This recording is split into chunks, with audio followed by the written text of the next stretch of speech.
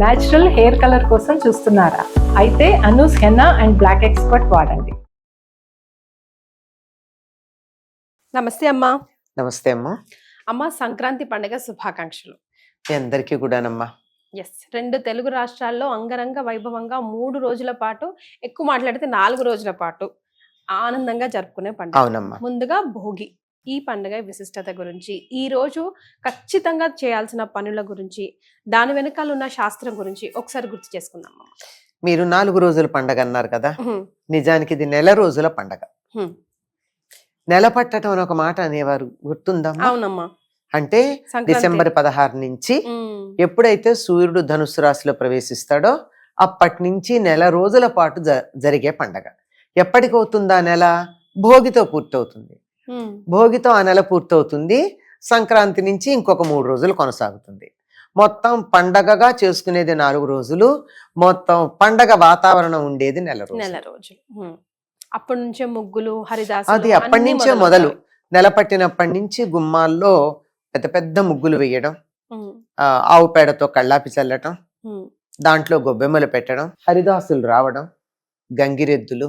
ఇంకా ఒకటేమిటి, ఎవరైతే భిక్షాటన తమ జీవనోపాధిగా గడుపుకుంటూ ఉంటారో వాళ్ళందరూ ఈ నెల రోజుల్లోనూ సంవత్సరానికి సరిపోయినటువంటి గ్రాసాన్ని సంపాదించుకునేవారు పూర్వకాలం.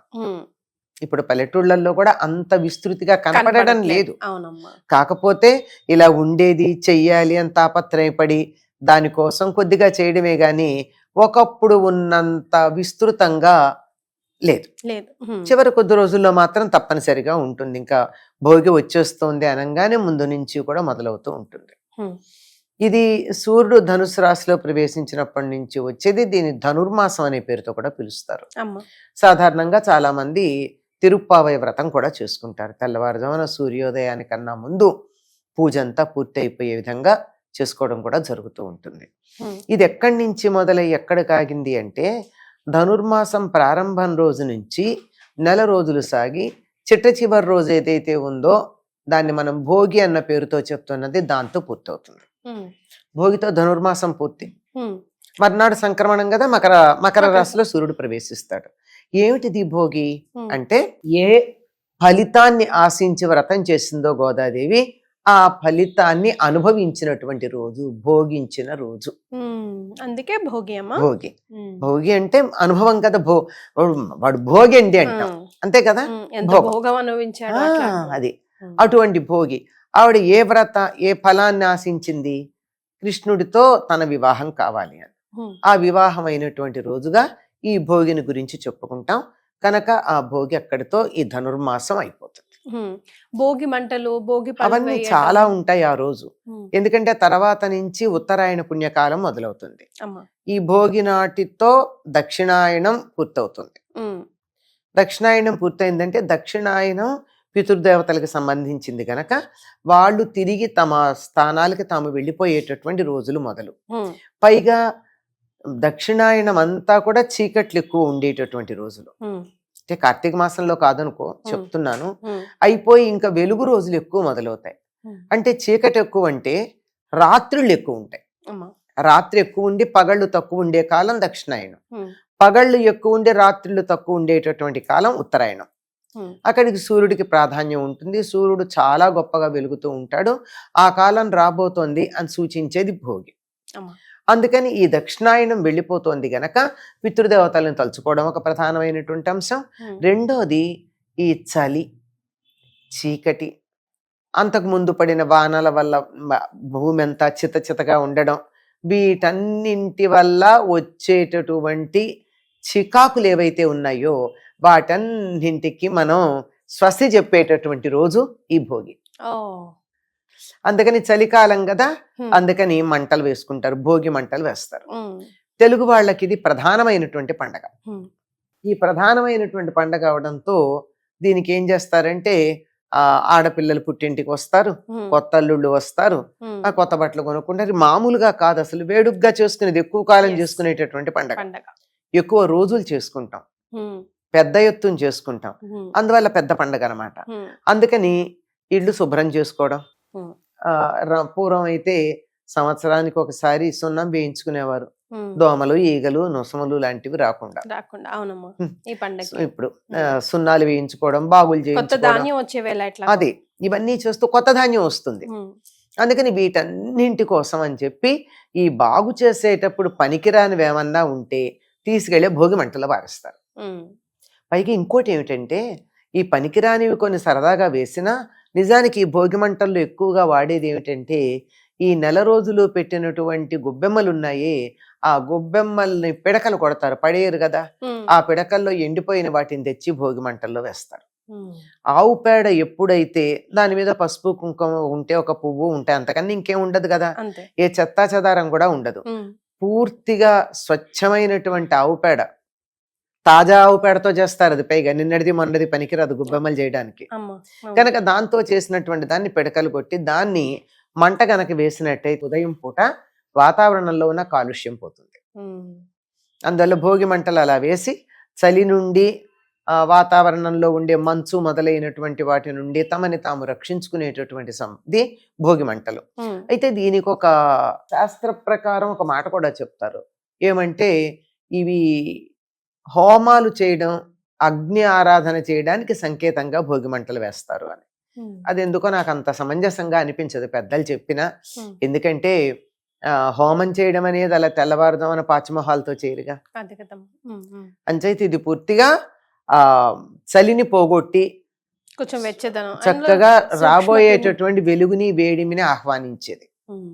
అది భోగి మంటలు అలా ఉంటాయి. అభ్యంగన ఇంకా స్నానం ఈ రోజే ఈ చేయాలి. రోజే చేస్తారమ్మ. భోగి నాడే అభ్యంగన స్నానం నువ్వుల నూనె చేస్తారు. రాచుకొని చేయి. ముందు రోజే చక్కగా నువ్వులు నూనె రాచుకుని వేడి నీళ్లు ఉమ్. వీటిల్లో రాగి కాగుల్లో కాచుకుని, అంటే వేడి కావాలంతా, ఉమ్. ఉమ్. ఒంటికి నువ్వుల పిండి దాంతో రుద్దుకుని ఉమ్.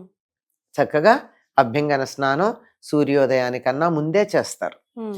పెద్దవాళ్ళు ఉన్నట్టయితే వాళ్ళు తర్పణాలు ఇస్తారు పితృదేవతలకి. పిల్లలు అవి ఏమీ చేసేదేం లేదు. ఉమ్. తలంట్లు పోసుకుంటారు, కొత్త బట్టలు కట్టుకుంటారు, ఆ తర్వాత పిండి వంటలు చేసుకుంటారు, ఉమ్. చాలా వేడుగ్గా జరుపుకుంటారు. ఉమ్. ఇంకా ఇంట్లో పెద్దవాళ్ళు మాత్రమే చేసేది ఇది. పిల్లలందరూ సంతోషంగా చేసుకునేది అయితే ఉమ్. పెద్దవాళ్ళు మాత్రం వీలైతే తర్పణాలు ఇస్తారు పితృదేవతలకి.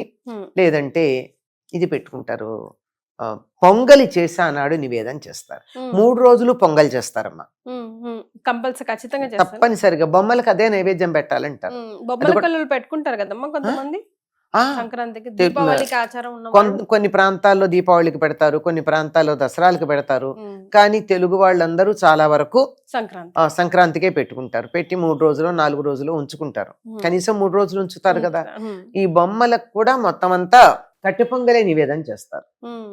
ఎందుకు అంటే కొత్త బియ్యం వస్తాయి అప్పుడు. ఉమ్. కొత్త కొత్త బియ్యంతో పొంగలి భలే బాగుంది, ఉంటుంది కొత్త బియ్యం కూడా. మెత్తగా వస్తుంది కదా. ఉమ్. అప్పుడు ఇంకా పెసలు వస్తూ ఉంటాయి, పూర్తిగా రావు, ఉమ్. పచ్చిగా ఉంటాయి ఆ పెసలు. ఆ పచ్చి పెసలు అందులో వేసి చేసినట్టయితే పెసరపప్పు బదులు చాలా బాగుంటుంది. ఉమ్. కట్టె పొంగల్ చేస్తారు. ఇంకా కొంతమంది కొత్తగా ఆవులు అవి ఈనేటటువంటి సమయం గనక పొంగలి అంటే తమిళ ప్రాంతం వాళ్ళంతా పాలల్లో బియ్యం వేసి వండేదాన్ని పొంగలిగా పండుకుంటారు. ఉమ్. ఉమ్. వాళ్ళు పైగా వాళ్ళంతా దీన్ని పొంగలని కూడా అంటారు. పాలు పొంగినట్టుగా అంతా పొంగుతాయి అని పొంగాలని. ఇలా చేయడం, ఇది ఉదయం పూట అయిపోతే ఇంకా మధ్యాహ్నం నుంచి చేసినటువంటి పిండి వంటలు తినడం, ఉమ్. బొమ్మల కొలువులకి పేరంటాలకు వెళ్ళడం, ఉమ్. ఇంట్లో చిన్నపిల్లలు ఉంటే భోగి పళ్ళు పోయడం Yes. చాలా ప్రధానం. ఉమ్. దాని పేరే భోగి పళ్ళు. ఉమ్. అవునమ్మా, భోగినాడు పోసే వాటిని భోగి రేగు పళ్ళు పళ్ళు అంటారు. అవి అందులో ఉంటాయి కదమ్మా. ఇనప పాత్రలో ఉమ్. రేగి పళ్ళు, ధాన్యం, రాగి నాణ్యం ఉమ్. వేసి పిల్లలకి దిష్టి తీస్తారు. దానివల్ల ఏమవుతుందంటే ఏమవుతుందంటే అమ్మా, రేగి పండు సూర్యశక్తిని గ్రహించే పండు, ఉమ్. రాగి అలాగే ఉంటుంది.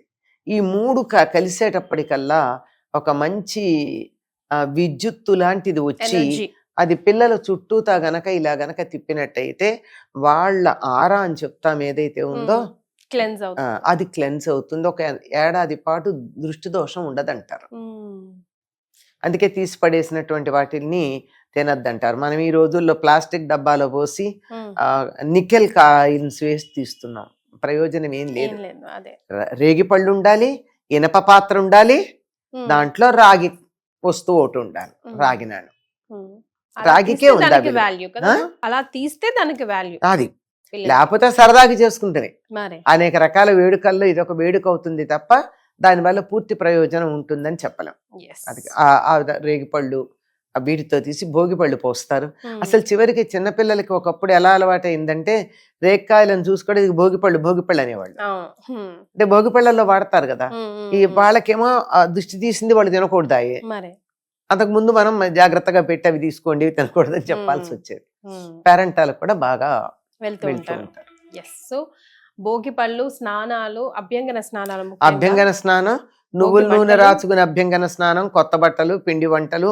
పిండి వంటల్లో కూడా కొత్త బియ్యం, కొత్త నువ్వులు వస్తాయి, నువ్వులు, కొత్త బెల్లం వాడతారు కదా ఆ? ఈ 3 రోజులు కూడా. అది వాడతారు. ఈ కొత్త బెల్లం వీటితో కలిపి అరిసెలు ప్రధానంగా చేస్తారు. నువ్వులుండలు, ఇంకా- అరిసెలు, అది నువ్వులుండలు, అరిసెలు, తీపి పదార్థాలు. ఇక్కడ సకినాలు అంటారు. అది కూడా ఒట్టి బియ్య పిండి, ఇంకేం ఉండదు. అవి కొత్త బియ్యంతో అయితేనే వస్తాయి, పాత బియ్యంతో రావు సకినాలు అంత అందంగా. అదొక వేడుక. ఈ రోజు మా ఇంట్లో చేస్తున్నామంటే ఊళ్ళో వాళ్ళంతా మా ఇంటికి వస్తారు, అందరు అక్కడ కూర్చొని చేయడం. రేపు ఇంకోళ్ళ ఇంట్లో అట్లా నెలంతా సకినాలు చేస్తూనే ఉంటారు. చాలా విశేషంగా ఉంటుంది. టైం కి టైం పాస్, Hmm. హెల్త్ కి హెల్త్, అండ్ అందరూ కలుసుకునే ఒక అందరూ వేడుక. కలిసేటటువంటి దేశ విదేశాల్లో ఉన్న చెయ్య- వాళ్ళు కూడా కదమ్మా, వస్తారు. చెయ్యడంలో కలిసి ఉండడమే కాదు, పేరెంటాలు, పంచుకోవడాలు, మరి వీటన్నిటిలో కూడా వేడుకుంటారు. yes. చాలా సంతోషం అమ్మా, ధన్యవాదాలు.